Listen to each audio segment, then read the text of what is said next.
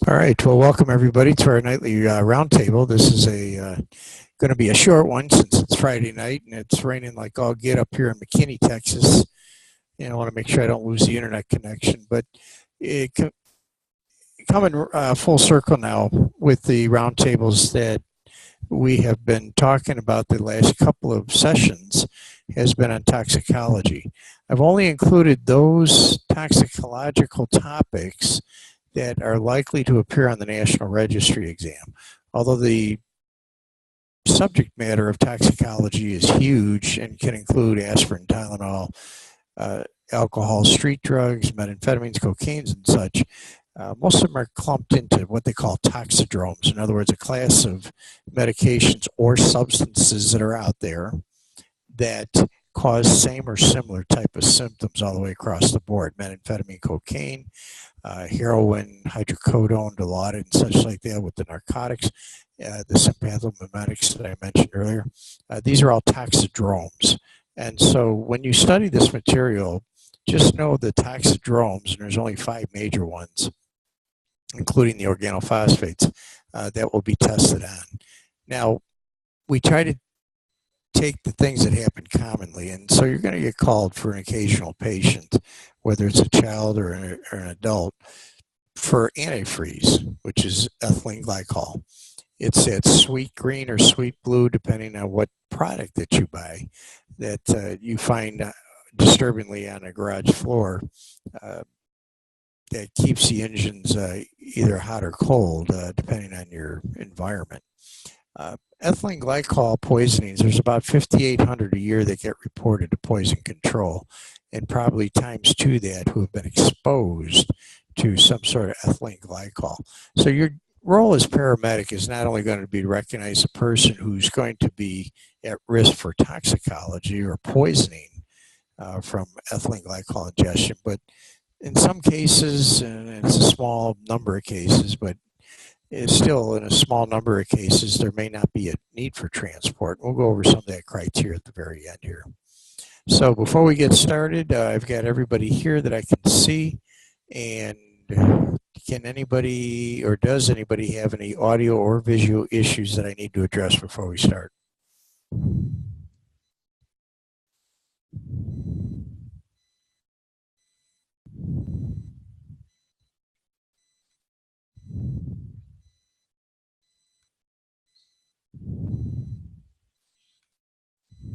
All right.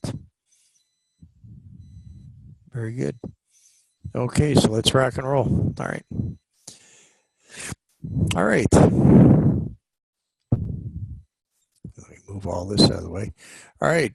Medical and toxicological importance, the things that we worry about: ethanol, ethylene glycol, methanol, and isopropanol. Methanol, another word for methanol, is wood poisoning. Big thing you have to know about that: yes, it can cause death, but for patients who do survive, methylene glycol kills the retina.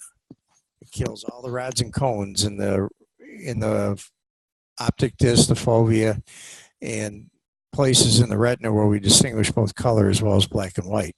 Well, in this particular case, it poisons all of them, and so you get complete and total blindness as a result of methanol, which is irreversible and unfortunately not eligible for transplantation.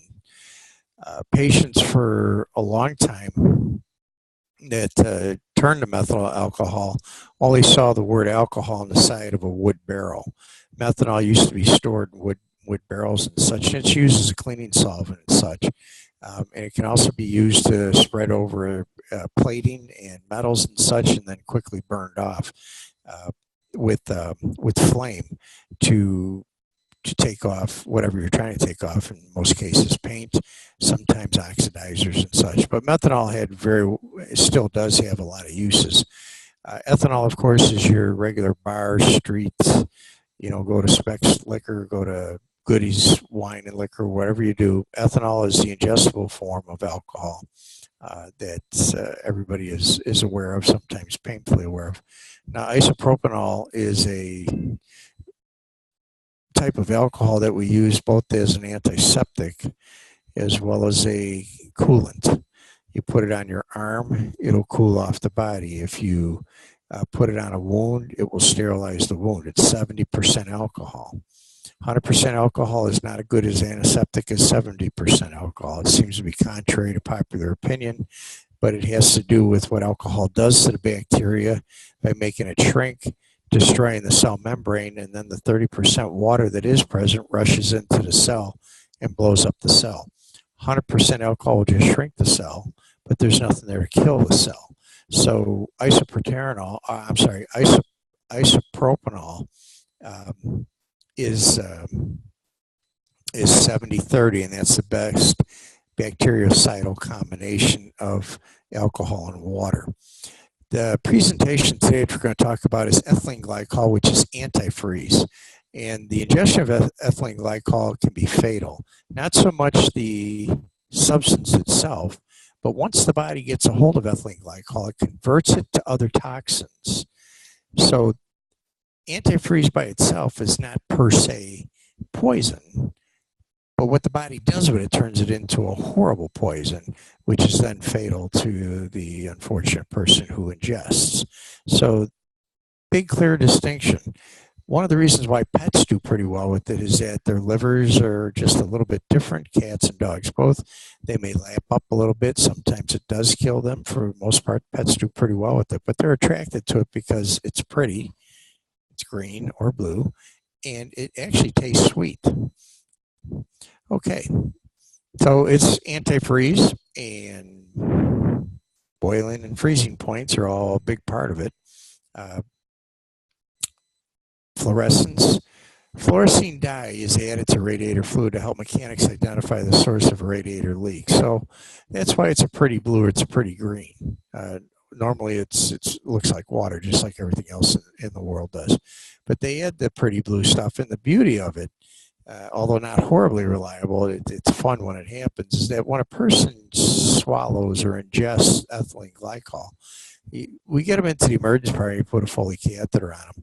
And when we take that Woods lamp, when we take that ultraviolet lamp and shine it on the Foley catheter, it lights up a very, very bright yellow. And in a darkened room, it'll actually light up the room. I mean, it's not going to be a ball field, but you'll be able to see that, you know, the room is lit up significantly just because of the fluorescein dye. It's actually quite interesting. All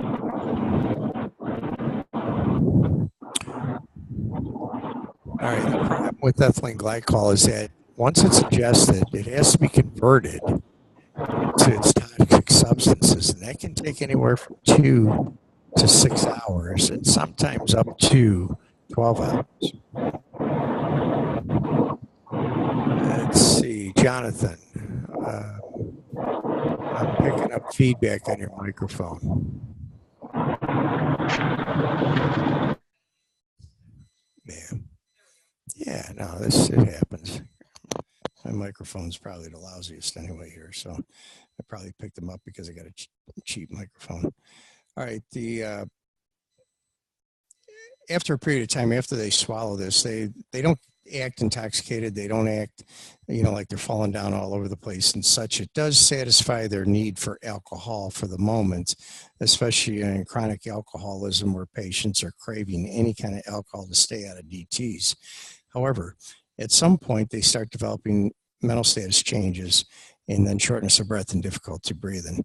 Classic profile for metabolic acidosis is the same as it would be for diabetic ketoacidosis. You're going to get an altered mental status patient who's got some degree of Kussmaul respirations. And so what we want to do, just an overview, when you got metabolic acidosis, it leads to renal failure. And of course, what do you want to do? You want to start an IV and start dumping 500 cc's an hour at least, and sometimes a liter an hour into these patients and get them hustled into the emergency department. Now, testable items. This slide is going to be very important for you from a national registry test standpoint, because every once in a while they touch on pathophysiology on the national registry. And although they may not address things as enzyme alcohol dehydrogenase or glycoaldehyde, they're going to tell you that there are enzymes that are in the liver that are necessary to make the conversion. Alcohol dehydrogenase breaks down ethanol. Unfortunately, one of the things that it breaks down ethanol into is formaldehyde.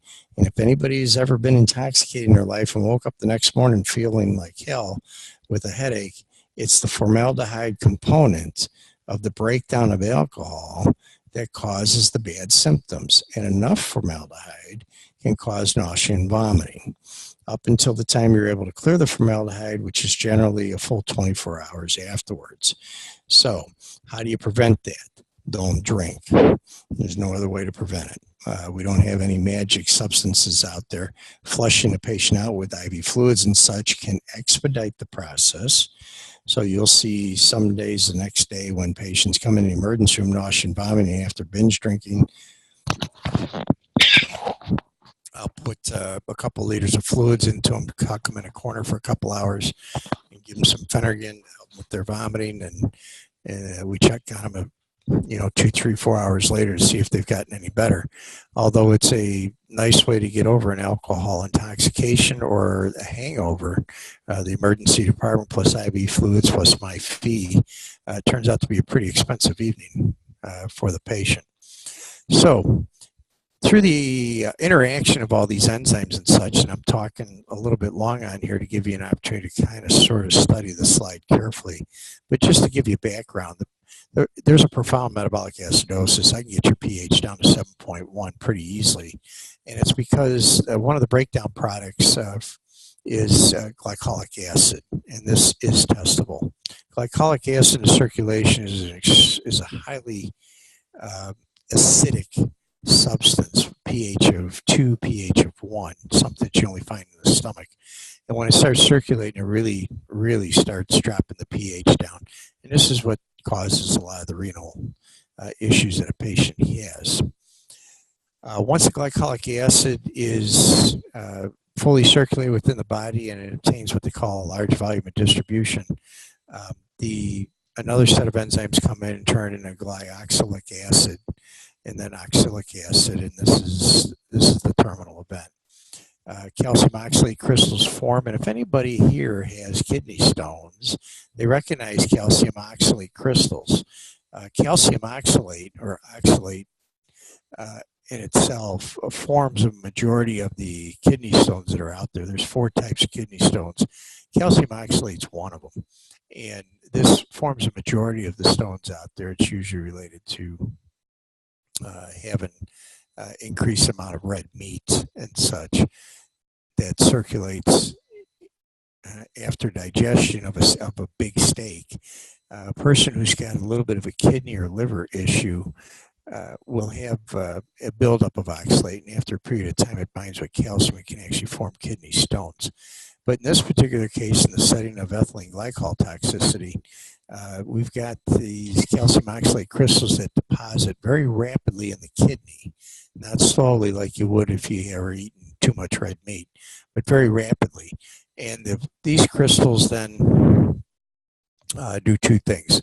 One, they physically block all the renal tubules, because a lot of the renal tubules only allow 1 and 2 cells through at a time in their capillary beds. When you get a crystal down there, you've effectively blocked it off. When you get 1 million crystals down there, you've effectively blocked off all 1 million nephrons, and you got kidney failure, which is unrecoverable.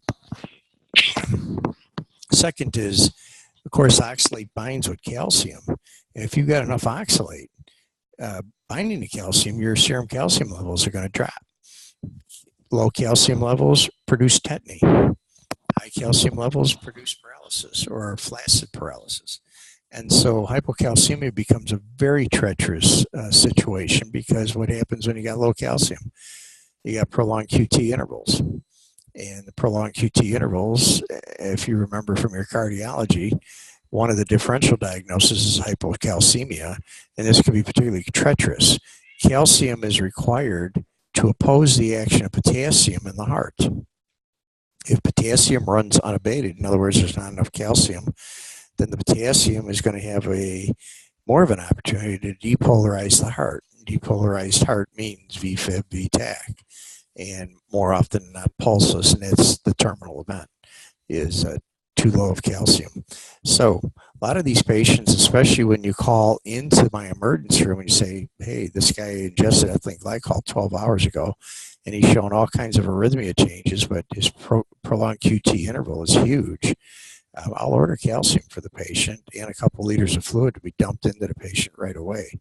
So expect an order for calcium gluconate, or more appropriately in the EMS field, calcium chloride, to be given by syringe to bail out some of these patients. And you may also get an AMPA bicarb just based on your physical exam. Physical exam of Kussmaul respirations, respiratory rates of 36 and 40, trying to blow off the acid out of the bloodstream.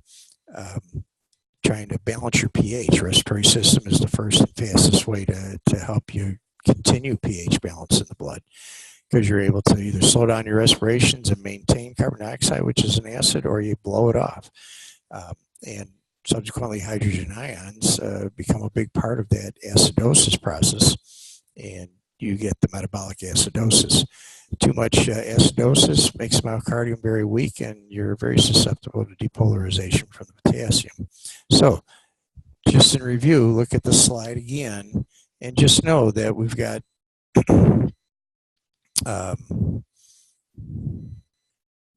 crystals. They're going to block up the kidney and cause kidney failure, and you're going to, of course, those crystals are oxalate, which are binding calcium, which are going to drop the calcium, which is then cause the potassium to run unopposed in the heart, and you got cardiac arrhythmias as a result. Now, when it comes to catalyzing step, alcohol dehydrogenase, there's only a certain amount of it in the bloodstream. You can only metabolize ethanol for so long, and then you just run out of enzyme. And as a result, the toxic effects of alcohol become apparent. That's why a lightweight, a person who's just started drinking at a young age, or somebody who's never been a drinker in their lifetime, will have very little alcohol dehydrogenase floating around. As you get years and years of experience in drinking and such, it takes more and more alcohol to achieve the euphoric effects of being intoxicated. In other words, yeah, I've got a blood level of 160 or 170 after maybe 4 shots of bourbon. And yet, if I've been doing this for 20 years, it'll take close to 8 shots, because the enzyme alcohol dehydrogenase can be modified based on how much alcohol you have. It produces more, and then the liver starts producing more and more in anticipation of an alcohol load again. This is why it takes alcoholic patients a lot more alcohol than the average person would. If I were to try to drink what the alcoholic patient tries to drink, I'd be dead. Yet they can run around with alcohol levels of 300 and 400 because they've metabolized half of it already. So it's an interesting paradigm, and it's certainly interesting from the standpoint of how the body adapts to certain situations. If you belong to a civilization or a culture which really uses alcohol not so much as a social ritual that we use in America, but as a regular survival ritual, where they have it with every meal, or they have it constantly, or they're constantly exposed to it, you'll find their alcohol dehydrogenase levels are very, very high, and they've accommodated. And as a result, they don't suffer the effects of chronic alcoholism like they do here in the United States. That takes years, and you have to start that pretty much from age 10 forward. That's a whole different issue altogether. But depending on the culture, depending on the experience of the person, there's going to be some alcohol dehydrogenase combating many of the effects of the alcohol, but ultimately everybody runs out of the alcohol dehydrogenase, and the effects of alcohol take over. Unfortunately, free-floating alcohol in the body it destroys certain parts of the brain, the cerebellum for one. In ethylene glycol, however, since patients do not drink this ritually as a social event every single day, ethylene glycol toxicity is really what matters here. Even though the same enzyme system that breaks down ethanol is breaking down ethylene glycol, the byproducts are different. We get carbon dioxide and formaldehyde with ethanol. Yeah, we get glyoxylate acid, which again gets metabolized into oxalate, which then binds calcium. And it's a whole different pathway of metabolism. And unfortunately for us, from glycolic acid to oxalic acid to oxalate, calcium oxalate, that's terminal for the body. The resultant metabolic acidosis is wicked, to say the least, and they present quite a challenge. Okay, it's a regular common cause of overdose in the United States emergency departments. Now, I use the word overdose here, and that's probably the wrong word. I don't know what the normal dose of antifreeze is, so an overdose would be something abnormal. What this should say, it's a relatively common cause of poisoning in the U.S. emergency departments. Now, I used that in here on purpose because I needed to mind trigger something here. On the National Registry exam, you're going to get a question that has to deal with the difference between overdose and poisoning.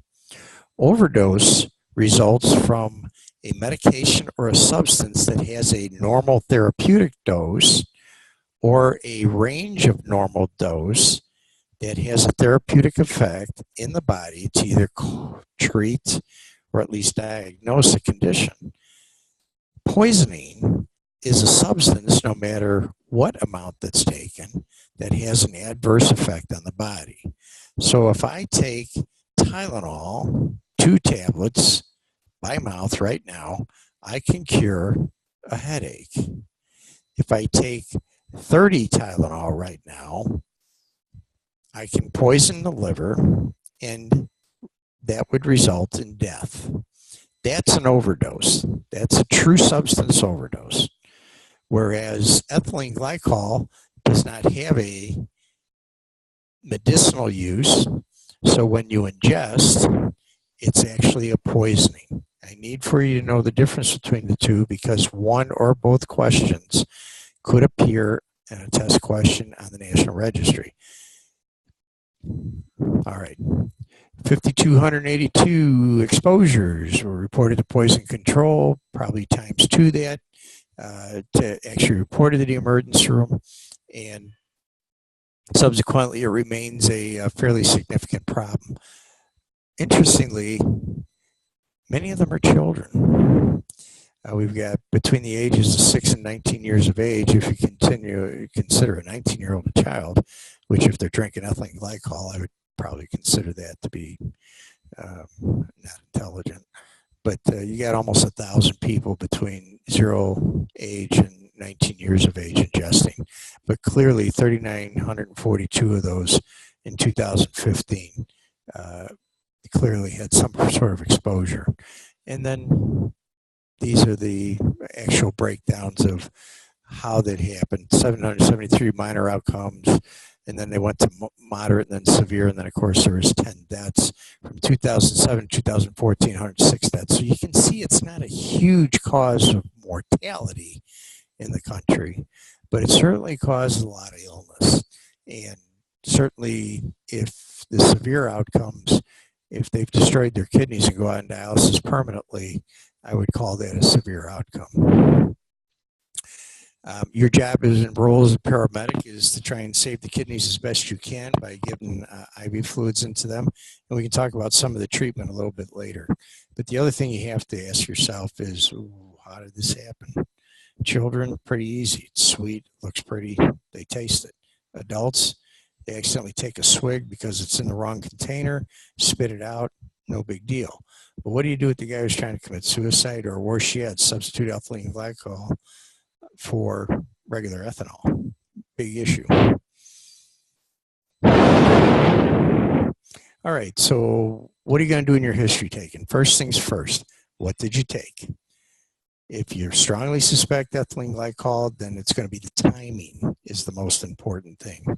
If it was within an hour, we got a good shot. If it's within 4 hours, we got a pretty decent shot. If it's been more than 4 to 6 hours, this is going to be a dice roll. And so we really have to not only determine what time he or she took it, but how much they took. And of course, you're going to get called to the scene, and it's going to be 2 hours afterwards, and somebody's going to be hysterical and say, hey, he just drank a half bottle of antifreeze, and the guy's going to say, no, I didn't, I feel fine. And everybody's going to go, oh, okay, and that'll be it. And then you get called back 4 hours later, and of course, you got yourself a pretty ill patient. So what are we looking for? First thing you're going to do is put them on a monitor. You're going to look for that prolonged QT. You're going to check a temperature if possible, if you have one of those forehead measures or tympanic membrane devices that can measure temperature. And you're going to make sure that the airway is secure, because at any time they're going to get altered and they're going to start to vomit. And we all know what happens when they vomit. They aspirate. So second is deep and rapid breathing may be Kussmaul respirations, nausea, and vomiting, which are all indicative of severe metabolic acidosis. If you give me a call as online medical control or as your medical director, if you're on one of the fire departments up here in North County, Texas, you'll find that we're going to start giving a lot of orders in addition to your fluids. We're going to be asking for RSI. We're going to get this patient down. We're going to be dumping a lot of fluids into them. And then here comes your sodium bicarbonate and your calcium chloride. And these are going to be very, very important mainstay treatments. The most important thing is to make sure that you're very accurate with your history and you're accurate with your physical findings here. In other words, you know what you're looking for and you know what you're going to start recognizing here. All right. So let's go over some of the systems that are involved with metabolic acidosis. 3 to 4 hours after ingestion, we're start getting a shaky area. We're going to start seeing altered mental status. At first, it's going to look like your routine, no kidding, ethanol intoxication. Slurred speech, a little confused, cognitive impairment, a little executive functioning, not working so well. In other words, he jumped in the shower, unfortunately, forgot to take his clothes off. Those kinds of things. Those are all have to do with executive function, higher functions within the cerebral cortex. And these are the first affected. Any one of us who have ever had a little bit too much alcohol knows how we feel. There's a period of euphoria, and then there's a period of, I'm not feeling so hot, and you're getting a little altered. And the next thing you know, wherever you end up, you end up. You don't remember much afterwards. And it's the same thing with ethylene glycol. They're going to act like alcohol. So it's going to be very important to make sure that you distinguish between alcohol intoxication and ethylene glycol. Just come in the emergency room and you bring them in, oh, you know, we've got our usual drunk coming in again and such. Geez, doc, why do you get all those lab tests? Because we get all those lab tests. We're looking for anion gap acidosis, alcoholic ketoacidosis, ethylene glycol poisoning, isopropanol poisoning, and such like that, because you just never know. And what you can't do out there in the field is put down alcohol intoxication. You have altered mental status, presumed alcohol ingestion based on history, bottle of alcohol found at the bedside, patient admitted to 16 beers. You know, what did you see? What did you hear? But you don't know until we finally get to the bottom of it. Now, I'll give you this, 99% of all of it's going to be alcohol intoxications. But once in a while, you're going to get fooled. And unfortunately, you hope you get fooled in a lucky but good way. And you hope you don't get fooled with a subpoena at your door. For a wrongful death suit. All right, so when we look at head, eyes, ears, nose, and throat findings, the patient's going to complain of tinnitus. Their ears are going to be ringing. Well, unfortunately, it's a part of life, and all of us have some sort of ear ringing, but this is going to be pretty intense. Blurred vision and vertigo. Well, geez, you just described, you know, all 32 million alcohol intoxicated patients that are out there in any given day, especially at New Year's. So these are interesting when they're present, but if they're absent, don't put any weight on it and don't make it absolute criteria. Visual disturbances, including dimming, photophobia, stigmata, and frank blindness. These things happen. Palpitations and chest pain, these things are going to happen as well. The chest pain's curious because generally a person who's drinking ethanol alcohol as a social ritual or just a nightcap and such generally won't develop chest pain, at least a chest pain that's related to any cardiac issues. Most of their chest pain is related to GI issues, which may cause a certain degree of gastroesophageal reflux or any kind of relaxation of the cardiac sphincter, which is the muscle that sits on top of the stomach, separating the esophagus from the stomach. The cardiac sphincter relaxes and it makes it easier to aspirate.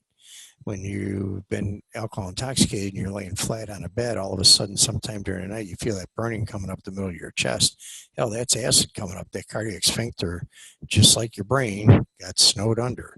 and it can't do its job anymore. It's not holding the acid in the stomach. It's relaxing, just letting things kind of ease into your mouth. Unfortunately, if you're that alcohol intoxicated, you could aspirate that. And unfortunately for you, that aspiration tends to be a very serious pneumonitis, chemical pneumonitis as a result of it. Now, ethylene glycol can give you cranial nerve palsies. Now, even though ethanol can make you feel like your whole brain went numb, ethylene glycol can give you cranial nerve palsies. And most often, it's the ability to move the eyes laterally. So it's going to be cranial nerve 3 and 6.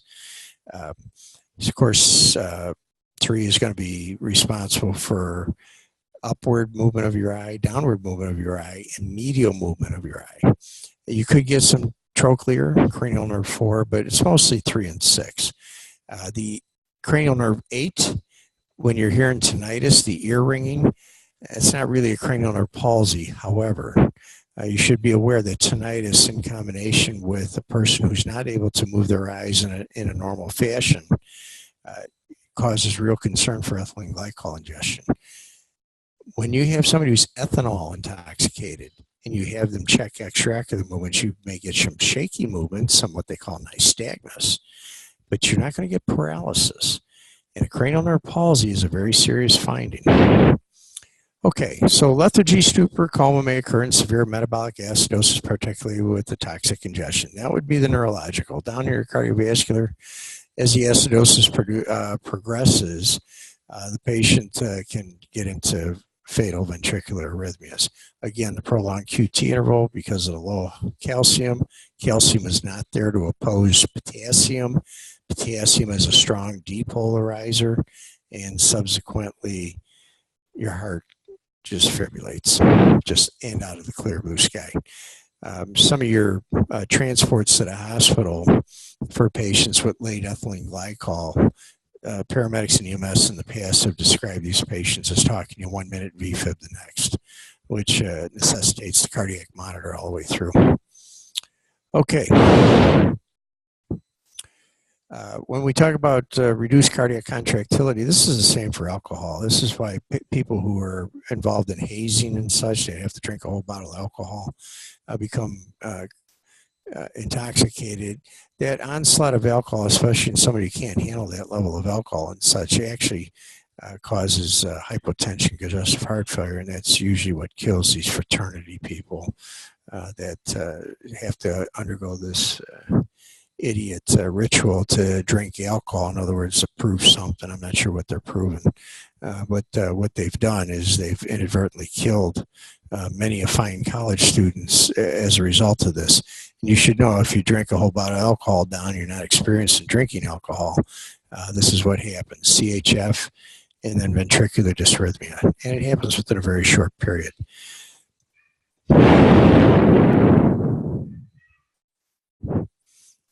All right, pulmonary, tachypnea, and hyperpnea is the deep breathing, the Kussmaul respiration. It's an intense, very deep, very rapid. You almost have to sit in the corner and breathe heavy, real hard, real deep. Kussmaul respirations are exactly that. However, it's not under conscious control. Most of these patients, when they start getting into Kussmaul, they have altered mental status, and this is the natural response of the medulla oblongata to blowing off the excess acids in the body. The bicarbonate system in the kidney is completely destroyed by this time. It's exhausted its entire supply of bicarbonate. So the only real acid-base compensatory mechanism you have is adjusting both your tidal volume and your respiratory rate. So real deep breaths at a very rapid pace. And even then, you can't keep up with the acidosis production. Diabetic ketoacidosis patients act the same way. Metabolic acidosis is the end product of a particular toxins. Very few toxins can cause metabolic acidosis. Diabetic ketoacidosis is one, so is ethylene glycol, so is isopropanol. I've done that twice. So can methanol. So one of the common ways that people used to die is by this kind of ingestion. They get into Kussmaul, and next thing you know, they just die from the acidosis as a result of the potassium.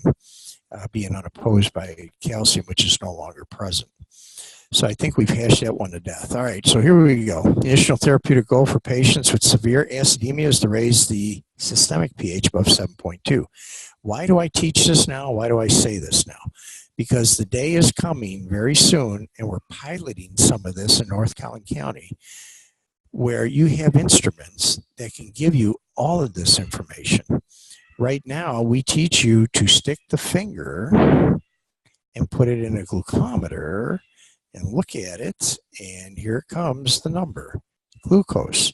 We're going to ask you to do the same thing, except the machine's going to be a little bit bigger, and the stick's going to be a little bit longer, but you're going to poke the finger, or you're going to draw the blood, you're going to stick the stick inside the machine, and now you're going to get sodium, potassium, chloride, bicarbonate, sodium, potassium, chloride, bicarbonate, glucose, and calcium, and a pH. And you're going to be expected to act on this. So as future paramedics, your continuing education is going to evolve with technology. Back in the 70s, I thought we died and went to heaven when we finally got this machine called a pulse oximeter.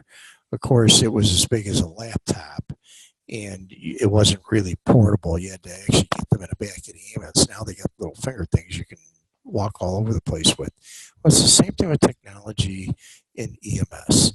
You got the handheld visual laryngoscopes that can actually visualize the vocal cords, so you're taking the guesswork out. But now you've got iStats, where you can measure 8 different parameters the same way that you measure blood glucose in, you ready for this, the same amount of time. It's not going to add to scene time. Most of your scene times you should be on and off the scene within 10 minutes. You're going to have outliers. We get that. But most scene time should be 10 minutes. This is not going to add anything to it. Once you get the patient in the back of the ambulance, and this should help you expedite patients, get them in the back of the ambulance and get them to the hospital. En route, you're going to be looking at these lab values, and you're going to be correcting them. This is one particular case, ethylene glycol poisoning, where this iStat is going to be very valuable to you in recognizing metabolic acidosis, high potassiums, very low calciums, and with the proper history and physical findings, we should be able to competently guide your initial treatment until you get to the hospital.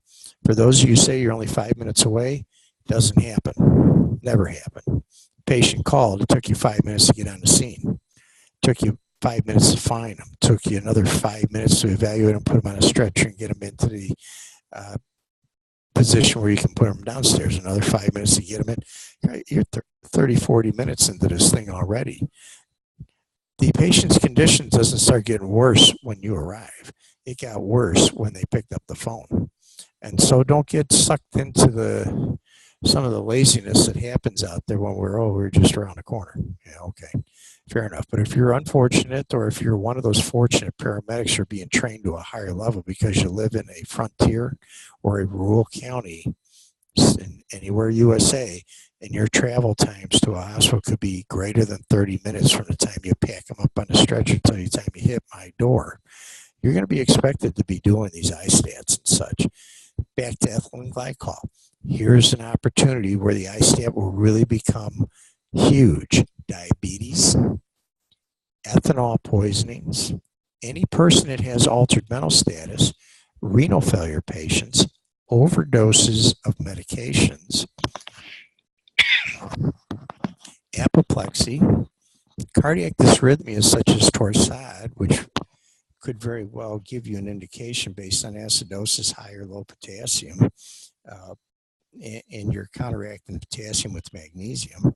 And of course, you got any of the electrolyte imbalances that can occur with any of the patients who are taking diuretics, calcium channel blockers, beta blockers, and such. iStats are going to be a big part of this, and it's the next thing coming, and it will be here right soon. All right, so you treat the underlying condition. That's the great answer to everything. You know, what's causing the acidosis? This is. Well, then treat that. When you treat that, you correct the acidosis. I get that. You know what? This is EMS. We don't always have that luxury of knowing what's going on, so we have to make sure they don't die first And then we can worry about what caused this whole thing. And so that's the position that you and I are put in as both paramedics as well as medical directors is, what do we do when we're behind the 8 ball from the very beginning? And the answer is get as much information as you can. ISTAT could be a part of that. A good history and physical could be a good part of that. Cardiac monitoring, a great part of that. Glucose monitoring for now, ISTAT monitoring later. We got it covered. So embrace the horror. Here it comes, the future. Okay, bicarbonate is unnecessary except in an extreme case, the acidosis. What's an extreme case? Anytime that they're starting to show cardiac dysrhythmia, which would be a pH of 7.1 or less. All right, so we run 2 liters in, 1 in each arm, large bore IVs. Here we go, same as a trauma. 0.9 both sides. All right, lactated ringers, lactate. Remember that pH is sitting around 4 in the bag. So adding a pH of 4 into the bloodstream is adding another poison or another metabolic acidosis. So when people say, well, we should just be covering lactate, the answer is no, you just don't carry lactated ringers.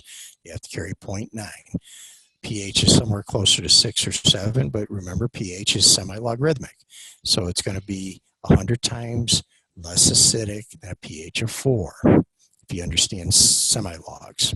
And most of you probably do. You've been through Henderson, Hasselbalch, and all the other happy stuff that are out there regarding hydrogen ions.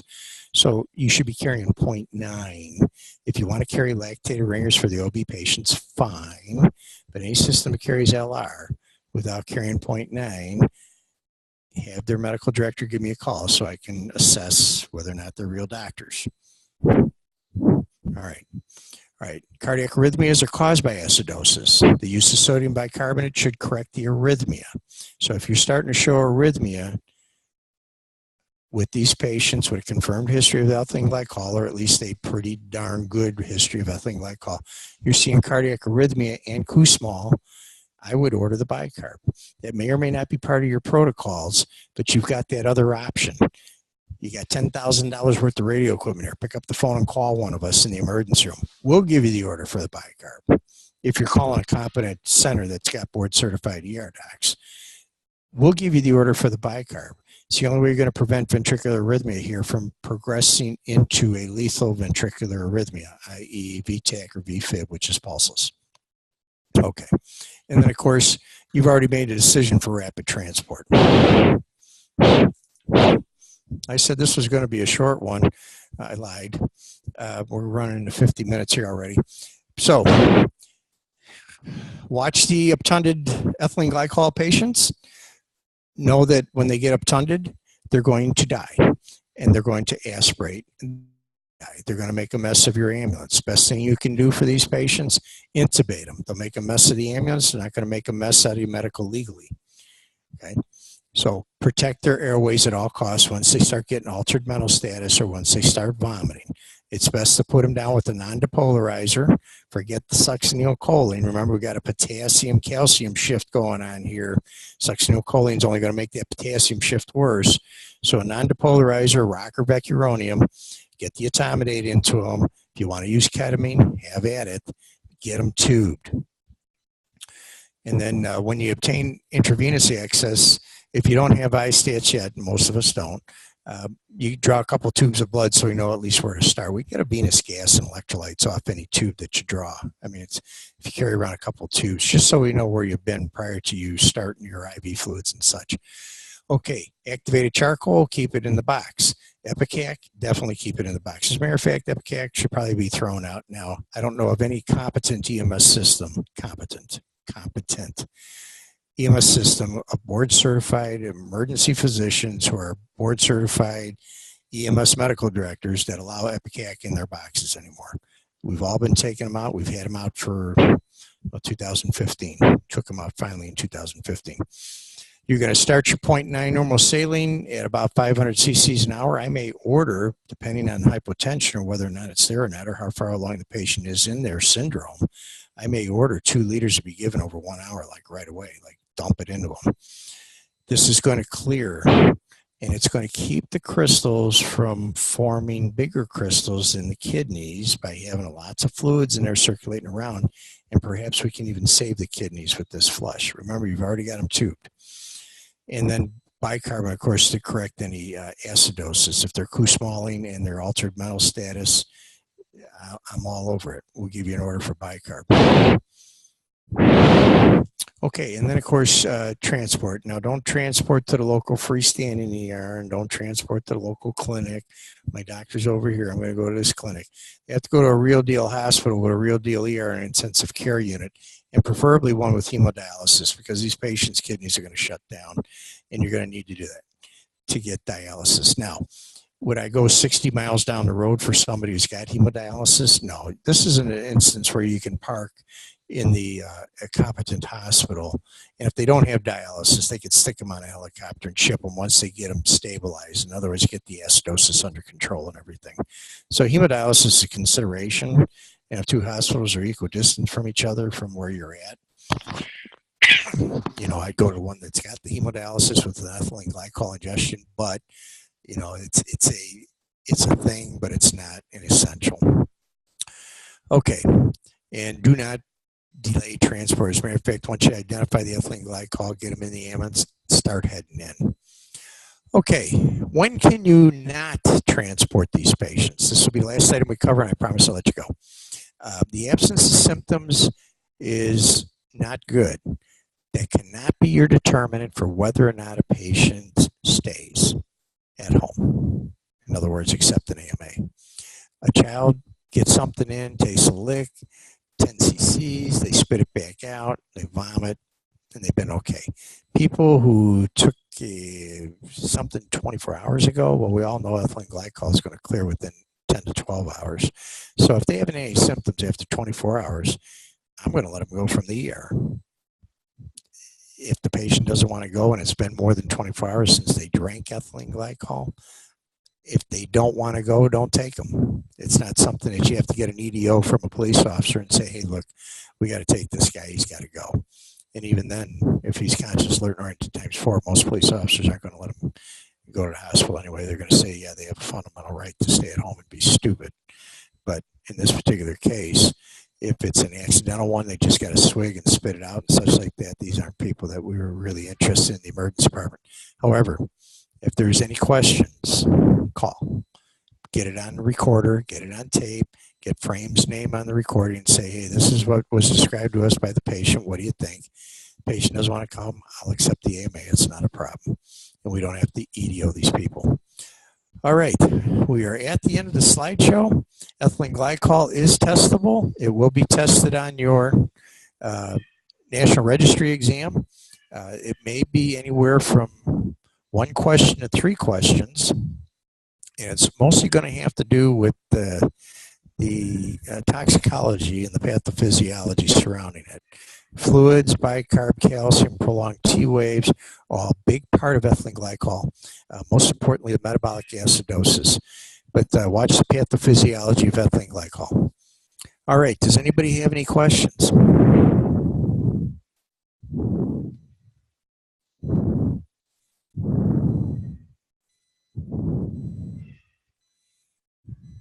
I like your question, Brenda.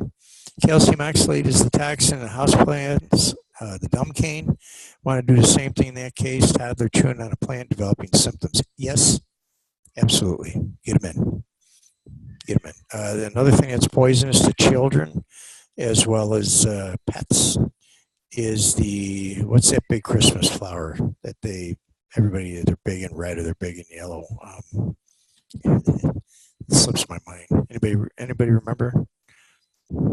Poinsettias, that's it. Jonathan, thank you. Yep, Brenda, you got it too. Poinsettias, highly toxic to children and to pets.